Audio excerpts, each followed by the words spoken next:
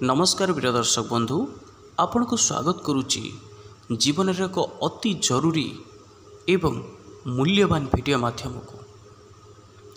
आज आपण आगु मुझे एक रहस्य उपर परदा हटेबी जहाँ को आज पर्यंत लुचा जाइथिला। स्त्री ठारू दूर थिबा स्वामी कान खोली केवल थरुटीए पाई ए गोटे कथा को जानी नियंतु। जीवन में प्रत्येक घटना पछरे किसी ना किसी कारण थाए।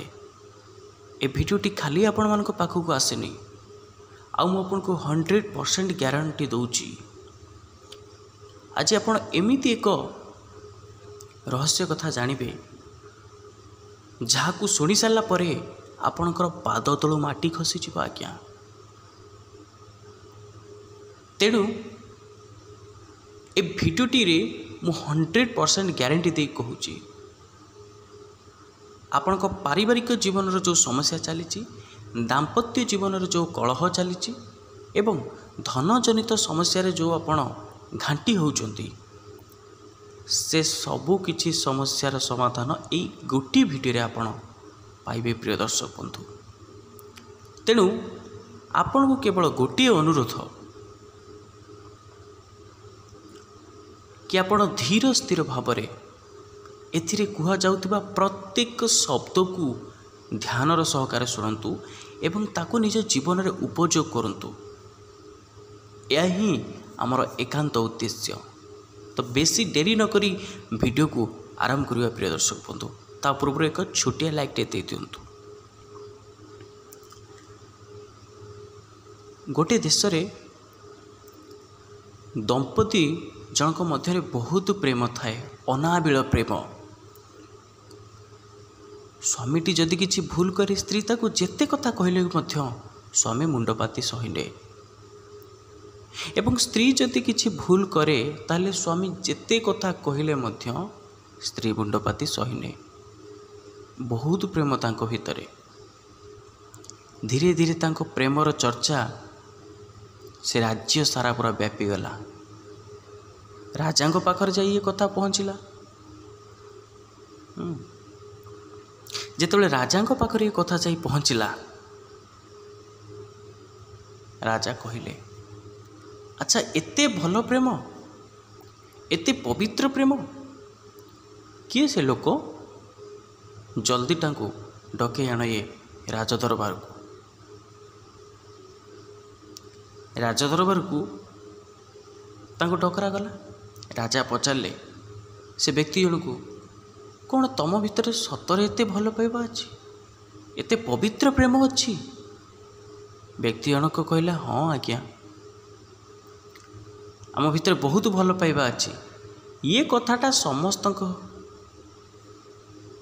देहरे हजम हैला, किंतु मंत्री को छाड़ी मंत्री ये कथा हजम हैला नाही।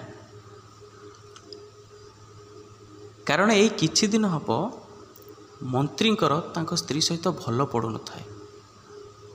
माने मंत्री जो निजर स्त्री अच्छी स्त्री सहित मंत्री भल पड़ू न, झगड़ा चली थाए। तेणु जिते आउ जड़े आसी कहब मो स्त्री आ मो भितर बहुत भल पाइबा अच्छी, तेणु ताको केमिति लागिबो? मंत्री बर उठिकी एकाथर कहले, कौन एते भल पाइबा? जदि मु प्रमाण कर दिए कि तुमर स्त्री आउ का सहित शारीरिक संपर्क रखुची, आउ का पाखक जाऊँची निजर भोक मेटेवा, ताहले कौन करिबो? आजिकल दुनिया रे कौन सी स्त्री भी भल ना। एक मंत्री बर कहले, आज्ञा।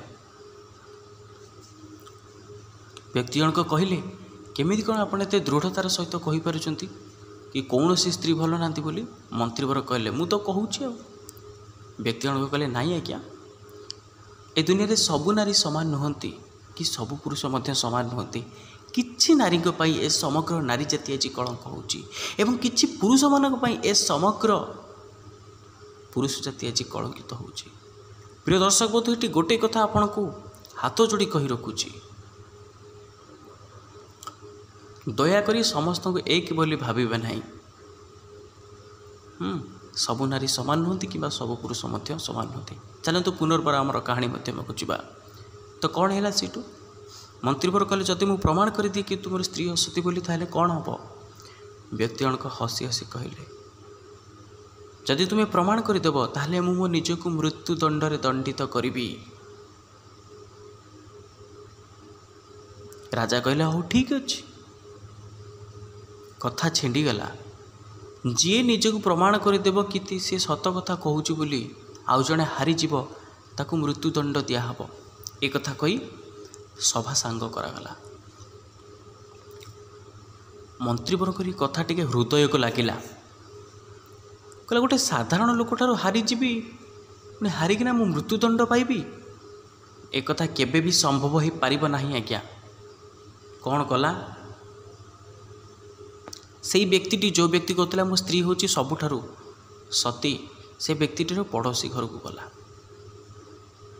ସେଠି ଜଣେ ମାଉସୀ ଅଛନ୍ତି, ତାକୁ ଯାଇ ପଚାରିଲା, ମାଉସୀ ସତରେ କ'ଣ ତାର ସ୍ତ୍ରୀ ଏତେ ସତୀ, ଏତେ ପତିବ୍ରତା? ସେ ମାଉସୀ ଜଣକୁ କହିଲେ, ହଁ ରେ ବାବା, ସେ ସ୍ୱପ୍ନରେ ସୁଦ୍ଧା ପରପୁରୁଷକୁ କେବେ ଦେଖିନି। ଯଦି ଗୋଟେ ପରପୁରୁଷଟି ତା ଆଖି ଆଗରେ ଚାଲିଯିବ, ସେ କେବେ ହେଲେ ମୁଣ୍ଡ ଟେକି ଅନେଇବ ନାହିଁ।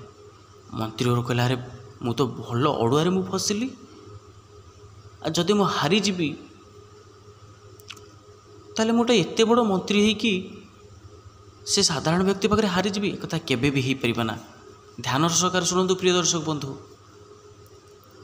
ତାପରେ ସେ ମାଉସୀ ଜଣକୁ କହିଲା, ମାଉସୀ ଲୋ, ତୋର ଯେତେ ଧନ ଦରକାର ମୁଁ ସବୁ ଦେବି, କିନ୍ତୁ ତୁ ଏମିତି ଗୋଟେ ଉପାୟ ପାଞ୍ଚେ ଯାହାଦ୍ୱାରା ସେ ପ୍ରମାଣ ହେଇଯିବ କି ସେ ବ୍ୟକ୍ତିର ସ୍ତ୍ରୀଟି ଅସତୀ ବୋଲି, ଦୁନିଆ ଆଖି ଆଗରେ ପ୍ରମାଣ ହେଇଯିବ।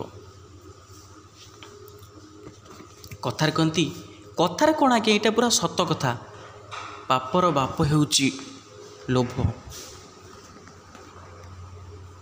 ତ ତାଙ୍କ ମନ ଭିତରେ ମଣିଷ ଯେତେବେଳେ ଲୋଭର ବଶବର୍ତ୍ତୀ ହେଇଯାଏ ସେତେବେଳେ ସେ ପାପ କାମ କରିଥାଏ। ତେଣୁ ସେ ମାଉସୀ ଜଣକ ଲୋଭର ବଶବର୍ତ୍ତୀ ହୋଇଗଲେ ଏବଂ ସେ ମନ୍ତ୍ରୀବରଙ୍କୁ କହିଲେ, ଆଚ୍ଛା ଠିକ୍ ଅଛି, ତୁ ଯା, ମୁଁ ଗୋଟେ କ'ଣ କରୁଛି। କ'ଣ କଲେ? ସେଇ ଯେଉଁ ବ୍ୟକ୍ତିଟିର ସ୍ତ୍ରୀ ଅତି ସତୀ ଥିଲା ତା ଘରକୁ ଗଲେ। ଯାଇକି କହିଲେ, ମା ଲୋ, ତୁ ପୁରା ମୋ ଝିଅ ଭଳିଆ ଦେଖାଯାଉଛୁ। ଆଜି ମୋର ତୋତେ କାହିଁ ଟିକେ ଗାଧୋଇ ଦେବା ପାଇଁ ବହୁତ ଇଚ୍ଛା ହେଉଛି। ସ୍ତ୍ରୀ ଲୋକ ଜଣକ କହିଲା, ହଁ ତୁମେ ବି ମୋ ମା ବୟସର, ତାହେଲେ ଠିକ୍ ଅଛି, ତୁମେ ମୋତେ ଗାଧୋଇ ଦିଅ। ଇଏ ମାଉସୀ ଜଣକ କ'ଣ କରୁଛନ୍ତି, ଗାଧୋଇ ଦେଲା ସମୟରେ ତା ବାମପଟ ଜଙ୍ଘରେ ଥିବା କଳା ଯାଇକୁ ସେ ଦେଖିଛନ୍ତି ଏବଂ ସେଇ କଥା ଆସି ମନ୍ତ୍ରୀବରଙ୍କ ପାଖରେ କହିଛନ୍ତି। ମନ୍ତ୍ରୀବର କହିଲେ, ସେତିକି ଯଥେଷ୍ଟ, ବାସ୍, ଏବେ କ'ଣ ହେଉଛି ଦେଖ। ଯେତେ ଧନ ସମ୍ପତ୍ତି ଚାହିଁଲେ ସେତେ ଧନ ସମ୍ପତ୍ତି ସେ ମାଉସୀଙ୍କୁ ଦେଲେ। ତାପରେ ରାଜଦରବାର ଡକାଗଲା। ସେ ବ୍ୟକ୍ତି ଜଣକୁ ବି ଡକାଗଲା। ମନ୍ତ୍ରୀବର ସେଠୁ କହିଲେ, କ'ଣ ବାବୁ, ତୁମ ସ୍ତ୍ରୀ ବା ବହୁତ ସତୀ ଥିଲା, ହେଲେ ମୋତେ ଗୋଟେ କଥା କୁହ, ତୁମ ସ୍ତ୍ରୀର ବାମପଟ ଜଙ୍ଘରେ କଳାଜାଇ ଚିହ୍ନ ଅଛି ନା? ଆଜ୍ଞା, ଇଏ କଥା ଶୁଣି ବ୍ୟକ୍ତିର ପାଦ ତଳୁ ମାଟି ଖସିଗଲା। ମୋ ସ୍ତ୍ରୀ ଜଙ୍ଘରେ କଳାଜାଇ ଅଛି ବୋଲି ଏଇ ବ୍ୟକ୍ତିଟିକୁ କେମିତି ଜଣାପଡ଼ିଲା? ମନ୍ତ୍ରୀବର କହିଲେ, ଏବେ କ'ଣ ପ୍ରମାଣ ହେଲା? ତୁମ ସ୍ତ୍ରୀର ବାମପଟ ଜଙ୍ଘରେ କଳାଜାଇ ଚିହ୍ନ ଅଛି ବୋଲି ମୁଁ କେମିତି ଜାଣିଲି? ତାମାନେ ମୁଁ ତା ସହିତ ଶାରୀରିକ ସମ୍ପର୍କ ରଖିଛି, ହେଲା ନା? ତୁମର ସ୍ତ୍ରୀ ଅସତୀ ବୋଲି, ତେଣୁ ପ୍ରମାଣ ହେଇଗଲା। ରାଜା ବି ଆଉ କିଛି ନ ବୁଝି ନ ସୁଝି କହିଲେ, ଠିକ୍ ଅଛି, ପ୍ରମାଣ ହେଇଗଲା, ତେଣୁ ତୁମକୁ ମୃତ୍ୟୁଦଣ୍ଡ ଦିଆହେବ। ସେ ବ୍ୟକ୍ତି ଜଣକୁ ଆଜ୍ଞା କହିଲେ। ତାପରେ ସେ ବ୍ୟକ୍ତି ଜଣକୁ ପଚାରିଲେ, ତୁମର ଶେଷ ଇଚ୍ଛା କ'ଣ? ତାପରେ ସେ ଲୋକଟି କହିଲା, ଆଜ୍ଞା, ମୋର ଶେଷ ଇଚ୍ଛା ହେଉଛି ମୋ ସ୍ତ୍ରୀ ସହିତ ଥରୁଟିଏ ଦେଖା କରିବି, ପଦଟିଏ କଥା ହେବି, ବାସ୍ ଏଇଟା ହିଁ ହେଉଛି ମୋର ଶେଷ କଥା। ରାଜା କହିଲେ, ଠିକ୍ ଅଛି, ଯାହା ତୁମର ଇଚ୍ଛା। ତାପରେ ତାକୁ ଛଡ଼ାଗଲା ତା ସ୍ତ୍ରୀ ପାଖକୁ। କୋହ ଭରା ଛାତିରେ ଆଖିରେ ଆଖିଏ ଲୁହ ନେଇ ତା ସ୍ତ୍ରୀକୁ ପଚାରିଲା, ମୁଁ କ'ଣ ଦୋଷ କରିଥିଲି ତମର? ମୁଁ ତୁମକୁ ଭଲ ପାଇବାର ଏଇ ଦଣ୍ଡ ମୋତେ ଦେଲ, କେଉଁ କମି ମୋର ଥିଲା? तुम आउ क्या सहित शारीरिक संपर्क रखिल। तापर किछि कहवा आगुरी ता स्त्री चली आसला ता स्वामी। ता स्त्री डाकिला, हे प्रभु तुम्हें हूँ अंतर्यामी, तुम बिना गछरु पत्रटी झड़े ना कि गछरु पत्रटी कले ना। तुम्हें जदि प्रकृत रे थिबो मते उद्धार करने आसो, मो शंका सिंदूर को उद्धार करने आसो। सत केबे लुचि रही प्रिय दर्शक बंधु, कौन सी सूत्रु ताकू जना पड़गला कि यही भाया घटना सब होईची, मंत्री ये सब चक्रांत करिची। कहानी रे बहुत बढ़िया ट्विस्ट अच्छी प्रिय दर्शक बंधु। तापर से भगवान को डाकिला, प्रभु मो शंका सिंदूर को रक्षा कर। राज दरबार जे उपस्थित हो गला। राजा पचारे, अरे तुम्हें किए? स्त्री लोक कहला, आज्ञा मु जी भी हुए ना कहीं बस भल नृत्य परिवेशन करें। कौन आप राजी अच्छा वो नृत्य परिवेशन को देखापी? राजा कहले, हाँ ये तो अत्यंत भल कथा, ताहले ठीक अच्छे तुम नृत्य परिवेशन कर। एते सुंदर भाव से व्यक्तिटीर स्त्री नृत्य परिवेशन कला। राजा मुग्ध हो गले। तापर राजा कहले, तुम्हें कौन मागुच माग, तुमर कला प्रदर्शनी रे मु पूरा मुग्ध हो जाइछि। तापर से स्त्री लोकटी कहला, प्रकृत रे कौन आप मुग्ध हो जाइछन्ति? ताहले मु जहाँ मागिबे आपण मते सेया देबे तो? राजा कहले, हाँ। तापर से स्त्री लोकटी कहला, आपण सत्य सत्य त्रिबार सत्य करी कहतु, मु जहाँ मागिबे आपण सेया देबे। राजा कहले, ठीक अच्छे मु सत्य सत्य त्रिबार सत्य करी कहूची, तुम्हें जहाँ मागिबो मु सेया देबी। स्त्री लोकटी कहला, आपण राज दरबार गोटे सबुठारु बड़ चोर अच्छी, जदि ताकू आपण दंड दे पारिबे ताले मु मोर मूल्य पाइजिबी। राजा कहले, कौन हैला? मो राज दरबार रे पुणी चोर? थरुटे खाली ना कहीकि देख। तापर कहले, आज्ञा मंत्रीवर होचंती सबुठारु बड़ चोर। ये कथा शुणी मंत्रीवर हठात चमकी पड़े एवं कही उठिले, मणिमा मणिमा मु स्त्री लोकटी को प्रथम थर ता मुह देखुची माने राज दरबार रे, मु केमिति कौन चोरी करि पाइली? स्त्री लोकटी कहला, हाँ आपण निजे चिंता करंतु, जो लोक प्रथम थर पाई मो मुह को आज देखुची राज दरबार रे, से मो बाम पट जंगरी थिबा कला जाई को देखिला केमिति? राजा आश्चर्य ही अनेले। पूरा शांत पड़गला सभासद वर्ग मान मध्य। राजा पचारे, माँ तू किए? स्त्री लोक जनक कहला, आज्ञा मुझी से लोकटीर स्वामी, सॉरी मुझी से लोकटीर स्त्री। आपण मो स्वामी को आज मृत्युदंड दवाई नौचंती, घटनार सत्यासत्य को अनुसंधान न करी ए मंत्रीवर कूट चक्रांत करिथिला मो स्वामी को मारिबा पाई। रक्षा करंतु मो स्वामी को। राजा भी बहुत अनुताप कले निजर जो निष्पत्ति नहीं थिले, कारण से घटनार सत्यासत्य अनुसंधान न करी जनक जीवन नहीं जाई थांते। तेणु देखंतु प्रिय दर्शक बंधु, स्त्रीर बुद्धि पाई, स्त्रीर बलिदान पाई, स्त्रीर आत्मोत्सर्ग पाई गोटे स्वामीर जीवन आज बंचीगला। आउ किछि चरित्रहीन नारी नारी माने अछंती, जो माने ना निज स्वामी को शांति रे रखे देबे, ना ताको समय देबे, ना ताको सम्मान देबे, घांटी घांटी मारिबे। आज्ञा किंतु सबु स्त्री समान नुहंती। मु तो गोटे कथा बुझी पारि ना, से माने निजको एते चालाक काईकि भावंती। बारंबार गोटे घटना से देखुचंती कि कर्मर फल केमिति मिली थाए, मनीष को केमिति कर्मर फल मिली थाए। तापर किछि समयर सुख पाई से आउ का सहित शारीरिक संपर्क रखती, आउ बारंबार एमिति काम करि चलती। से समस्त को समय दौथिबे, निजर परिवार को समय देउथिबे, निज बापा माँ को सहित कथा होते, बाहर सांग मान सहित कथा होते बाहाई सारा पर, किंतु स्वामी पाखे सांग टिके कथा पाखे समय नथिबो। स्वामी तांको मना करुथिबो, କିନ୍ତୁ ଏଇ କାମଟା କ'ଣ ପାଇଁ କରୁଛି ବୋଲି। କିନ୍ତୁ ସ୍ତ୍ରୀ ବାରମ୍ବାର ଯତୁନି ହେଲେ ସେ ସେଇ କାମକୁ କରୁଥିବ ଯେଉଁ କାମରେ ତା ସ୍ୱାମୀ ବିରକ୍ତ ହେଉଥିବ। ଗୋଟିଏ କଥା ମନେ ରଖନ୍ତୁ ପ୍ରିୟ ଦର୍ଶକ ବନ୍ଧୁ, ଯଦି ଆପଣଙ୍କ ସ୍ତ୍ରୀକୁ ବାହାର ଲୋକଙ୍କ ଠାରୁ ବାହାର ପୁରୁଷଙ୍କ ଠାରୁ ପ୍ରଶଂସା ଶୁଣିବାର ଆଦତ ପଡ଼ିଗଲା, ତାହେଲେ ଆପଣ ସେଇଠୁ ବର୍ବାଦ ହେଇଗଲେ। ଆଉ ଗୋଟିଏ କଥା କାନ ଖୋଲି ଶୁଣି ରଖନ୍ତୁ, କେତେଟା ଇମ୍ପୋର୍ଟାଣ୍ଟ ଟିପ୍ସ ଦେବି ଯାହାକି ଆପଣଙ୍କ ଜୀବନକୁ ସମ୍ପୂର୍ଣ୍ଣ ରୂପେ ପରିବର୍ତ୍ତନ କରିଦେବ। ମନେ ରଖନ୍ତୁ, ଆପଣ ପ୍ରତ୍ୟେକ ଦିନ ସକାଳୁ ଉଠିବେ,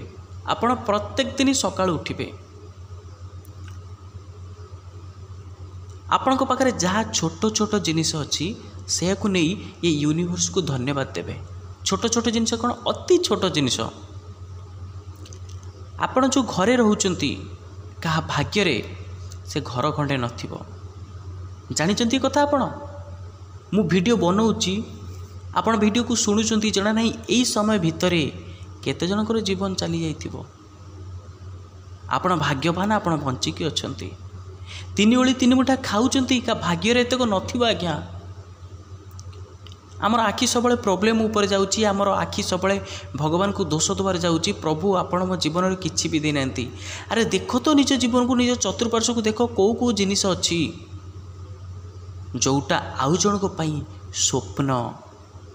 ତେଣୁ ପ୍ରଥମେ ଭଗବାନଙ୍କୁ ଗ୍ରାଟିଟ୍ୟୁଡ଼ ଜଣାନ୍ତୁ, ଧନ୍ୟବାଦ ଜଣାନ୍ତୁ କି ଆପଣ ଏତେ ଭାଗ୍ୟବାନ, ଆପଣ ବଞ୍ଚିକି ଅଛନ୍ତି।